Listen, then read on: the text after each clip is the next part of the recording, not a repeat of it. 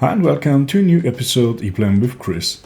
Today I'm going to show you everything you need to know about the attributes in scripting. I will give you an overview of all attributes and in which use cases you use them. At the end of this video we will create our first little script with the start attribute. So if you want to know how you can write your first script in EPLAN, then stick on, because we will start right now. Join the community today, hit the subscribe button and never miss a new video again. In a script we use attributes to define whether it should run only once or stay loaded in EPLAN permanently. For direct execution there is only one attribute, the start attribute. It allows a script to run a single time. This is mainly used for testing for actions you execute so rarely that integrating them into EPLAN wouldn't provide any real benefit. On the other side, we can load scripts. One of the attributes we can use to load a script is the declare action. The declare action creates a new action in EPLAN, exactly as the name suggests. You can then trigger this action from the menu bar or from the context menu. The declare event handler attribute allows us to react to events such as opening or closing a project. For example, we could automatically save a PDF backup whenever a project is closed. Declare menu. Declare menu lets us extend the context menu and trigger actions from there. You may have already seen this on my German YouTube channel, where we used a right click on a macro box to generate a page structure based macro name. Declare register and declare unregister. These two run actions when a script is loaded or unloaded. We used them to show a message box confirming that the script was successfully loaded or unloaded. They are also essential when creating ribbon parts and ribbon groups, where we link the new actions provided by the script. But enough from the theory stuff.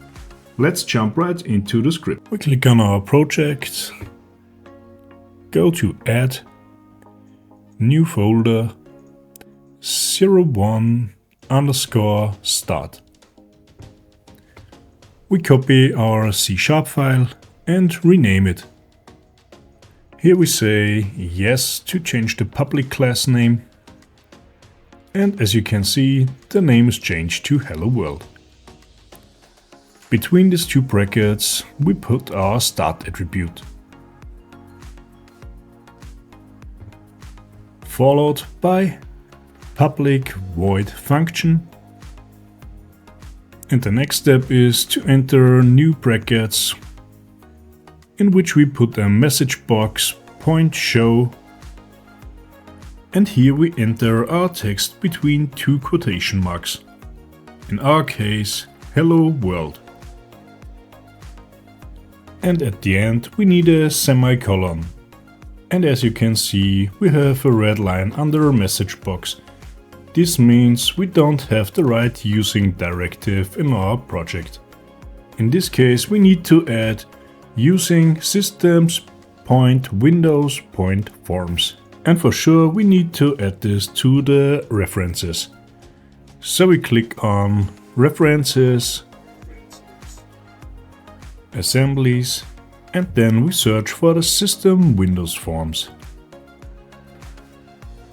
We click on the checkbox and OK. And as you can see, the red line disappeared. So everything works out properly. And now we switch back to EPLAN to test our script. Now in EPLAN we go on File, Extras, Interfaces, and here you find the scripts. Here you can run a script, load it and unload it. We created a script with the start attribute, so we can only run it. We click on Run and then you need to navigate to the path where your scripting project was generated. Here you find the folder 01start and our Hello World C#. We mark the script and click on Open. And as you can see, everything worked out properly. So by now you know what the attributes are for and how you can create your first little script to show up a message box with the words "Hello World." In the next video I'm going to show you how you can declare an action so we can trigger it again and again from our ribbon bar. I hope you have fun trying out this little script we created today, and I'll see you next time.